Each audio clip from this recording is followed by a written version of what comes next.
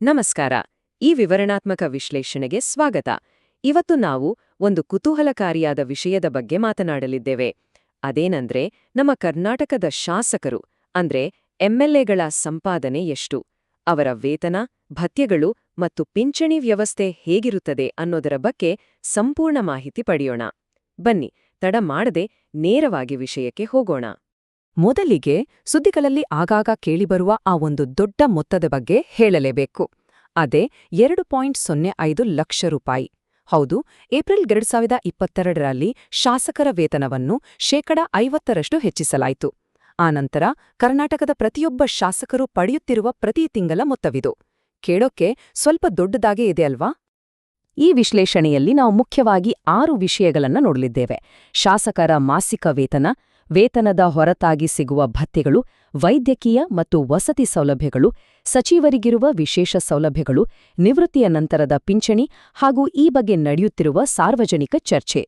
ಭಾಗ 1: ಮಾಸಿಕ ವೇತನ.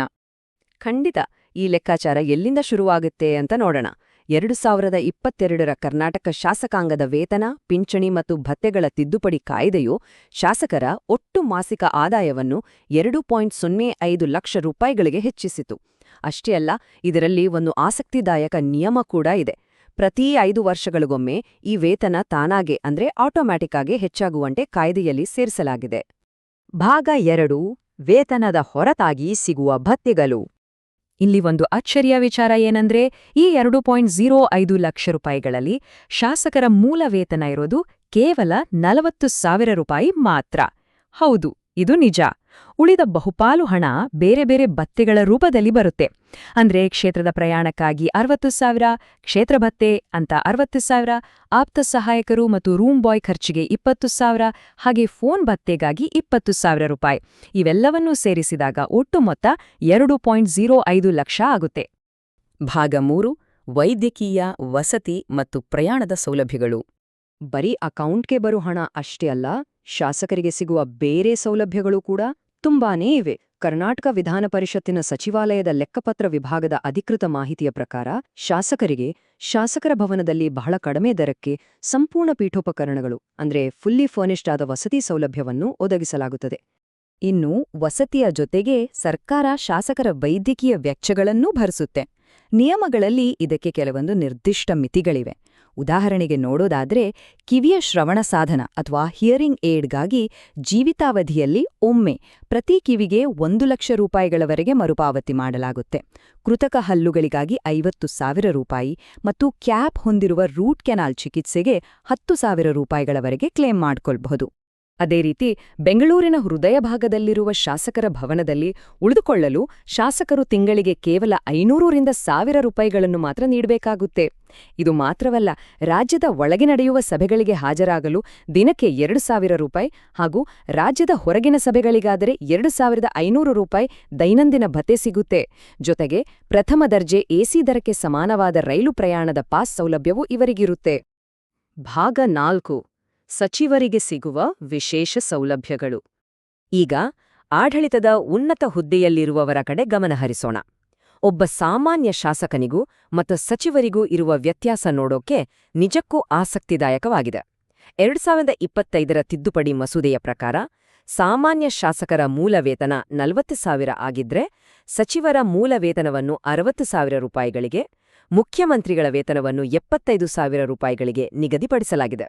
ಇಷ್ಟೇ ಅಲ್ಲ, ಒಂದು ವೇಳೆ ಅವರು ಸರ್ಕಾರಿ ನಿವಾಸವನ್ನು ಬಳಸದೇ ಇದ್ದರೆ ತಿಂಗಳಿಗೆ ಬರೋಬ್ಬರಿ 1.2 ಲಕ್ಷ ರೂಪಾಯಿಗಳ ಮನೆ ಬಾಡಿಗೆ ಭತ್ಯೆ ಅಂದರೆ HRAಯನ್ನು ಪಡೆಯುತ್ತಾರೆ. ಭಾಗ 5: ನಿವೃತ್ತಿಯ ನಂತರದ ಜೀವನ ಮತ್ತು ಪಿಂಚಣಿ. ಸರಿ, ಚುನಾಯಿತ ಪ್ರತಿನಿಧಿಗಳ 5 ವರ್ಷದ ಅಧಿಕಾರಾವಧಿ ಮುಗಿದ ಮೇಲೆ ಏನಾಗುತ್ತೆ ಅಂತ ನೋಡೋಣ ಬನ್ನಿ. ಜನರ ತೆರಿಗೆ ಹಣದ ಜವಾಬ್ದಾರಿ ಕೇವಲ ಎಲೆಕ್ಷನ್ ಮುಗಿದ ತಕ್ಷಣ ನಿಲ್ಲೋದಿಲ್ಲ. ಕನಿಷ್ಠ 5 ವರ್ಷಗಳ ಕಾಲ ಅಂದರೆ ಒಂದು ಅವಧಿಯನ್ನು ಪೂರೈಸಿದ ಮಾಜಿ ಶಾಸಕರಿಗೆ ಅವರ ಮುಂದಿನ ಜೀವನದುದ್ದಕ್ಕೂ ಬರುವಂಥ ಒಂದು ವ್ಯವಸ್ಥಿತವಾದ ಪಿಂಚಣಿ ಯೋಜನೆ ಇದೆ. ಈಗಿನ ನಿಯಮಗಳ ಪ್ರಕಾರ ಒಬ್ಬ ಮಾಜಿ ಶಾಸಕರು ತಮ್ಮ ಜೀವನದುದ್ದಕ್ಕೂ ತಿಂಗಳಿಗೆ 75,000 ರೂಪಾಯಿಗಳ ಮೂಲ ಪಿಂಚಣಿಯನ್ನೇ ಪಡೆಯುತ್ತಾರೆ. ಅಷ್ಟು ಮಾತ್ರವಲ್ಲ, ಅವರು ಒಂದಕ್ಕಿಂತ ಹೆಚ್ಚು ಬಾರಿ ಶಾಸಕರಾಗಿ ಆಯ್ಕೆಯಾಗಿದ್ರೆ ಹಾಗೆ ಸೇವೆ ಸಲ್ಲಿಸಿದ ಪ್ರತಿಯೊಂದು ಹೆಚ್ಚುವರಿ ಅವಧಿಗೆ ತಿಂಗಳಿಗೆ 20,000 ರೂಪಾಯಿಗಳು ಈ ಮೊತ್ತಕ್ಕೆ ಸೇರ್ಪಡೆಯಾಗ್ತಾ ಹೋಗ್ತದೆ. ಬರೀ ಹಣದ ರೂಪದ ಪಿಂಚಣಿ ಮಾತ್ರವಲ್ಲ, ಮಾಜಿ ಸದಸ್ಯರಿಗೆ ಕೆಎಸ್ಆರ್ಟಿಸಿ ಬಸ್ಗಳಲ್ಲಿ ಉಚಿತ ಪ್ರಯಾಣದ ಪಾಸ್ ಹಾಗೂ ತಿಂಗಳಿಗೆ 5,000 ರೂಪಾಯಿಗಳ ನಿಗದಿತ ವೈದ್ಯಕೀಯ ಭತ್ಯೆ ಕೂಡ ಸಿಗುತ್ತೆ. ದುರದೃಷ್ಟವಶಾತ್ ಮಾಜಿ ಶಾಸಕರು ಮರಣ ಹೊಂದಿದರೆ ಅವರ ಕುಟುಂಬಕ್ಕೆ ಆ ಪಿಂಚಣಿಯ 50% ಹಣ ವರ್ಗಾವಣೆಯಾಗುತ್ತೆ. ಇದರ ಜೊತೆಗೆ ಕುಟುಂಬದವರಿಗೆ ಪ್ರತಿ ತಿಂಗಳು 2,500 ರೂಪಾಯಿಗಳ ವೈದ್ಯಕೀಯ ಭತ್ಯೆಯೂ ಕೂಡ ಮುಂದುವರಿಯುತ್ತದೆ. ಭಾಗ 6 ಸಾರ್ವಜನಿಕರ ಚರ್ಚೆ.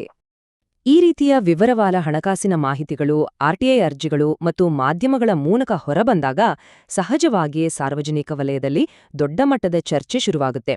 ಉದಾಹರಣೆಗೆ, ಸಾಮಾಜಿಕ ಕಾರ್ಯಕರ್ತರಾದ ಎಚ್.ಎಂ. ವೆಂಕಟೇಶ್ ಅವರ ಈ ಮಾತುಗಳನ್ನು ಗಮನಿಸಿ. ಟೆಲಿಕಾಂ ಕಂಪನಿಗಳು ತಿಂಗಳಿಗೆ ಕೇವಲ 500 ರೂಪಾಯಿಗಳಿಗೆ ಅನಿಯಮಿತ ಮೊಬೈಲ್ ಡೇಟಾ ಮತ್ತು ಕಾಲ್ಸ್ ಕೊಡ್ತಿರುವಾಗ, ಶಾಸಕರಿಗೆ ಕಾನೂನುಬದ್ಧವಾಗಿ ತಿಂಗಳಿಗೆ 20,000 ರೂಪಾಯಿ ಫೋನ್ ಭತ್ಯೆ ನೀಡುತ್ತಿರುವುದು ಖಂಡಿತ ಸಾರ್ವಜನಿಕ ಹಣದ ಪೋಲು ಎಂದು ಅವರು ನೇರವಾಗಿ ಪ್ರಶ್ನಿಸ್ತಾರೆ. ಈ 2.05 ಲಕ್ಷ ರೂಪಾಯಿಗಳ ವೇತನದ ಹಿಂದಿರುವ ಸಂಪೂರ್ಣ ಲೆಕ್ಕಾಚಾರವನ್ನು ಅರ್ಥ ಮಾಡಿಕೊಂಡಾಗ ಒಂದು ಬಹಳ ಮುಖ್ಯವಾದ ಪ್ರಶ್ನೆ ಮೂಡುತ್ತದೆ. ಇಷ್ಟೊಂದು ಸೌಲಭ್ಯಗಳನ್ನು ಕೊಡುವುದು ಜನಪ್ರತಿನಿಧಿಗಳು ಉತ್ತಮವಾಗಿ ಆಡಳಿತ ನಡೆಸಲು ನಿಜಕ್ಕೂ ಸಹಾಯ ಮಾಡುತ್ತಾ? ಅಥವಾ ಇದು ಜನಸಾಮಾನ್ಯರ ದೈನಂದಿನ ಬದುಕಿನ ವಾಸ್ತವಕ್ಕೂ ಜನಪ್ರತಿನಿಧಿಗಳ ಜೀವನಕ್ಕೂ ಇರುವ ದೊಡ್ಡ ಕಂದಕವನ್ನು ತೋರಿಸುತ್ತಾ? ಸಾರ್ವಜನಿಕ ಹಣವನ್ನು ಸರಿಯಾಗಿ ನಿಭಾಯಿಸುವ ದೃಷ್ಟಿಯಿಂದ ಈ ಎಲ್ಲಾ ಸೌಲಭ್ಯಗಳ ಅವಶ್ಯಕತೆಯನ್ನು ತೂಗಿ ನೋಡಬೇಕಾದದ್ದು ಈಗಿನ ತುರ್ತು. ಇದರ ಬಗ್ಗೆ ನಾವೆಲ್ಲರೂ ಯೋಚಿಸಬೇಕಾಗಿದೆ. ಈ ವಿವರಣಾತ್ಮಕ ವಿಶ್ಲೇಷಣೆ ವೀಕ್ಷಿಸಿದ್ದಕ್ಕಾಗಿ ಧನ್ಯವಾದಗಳು.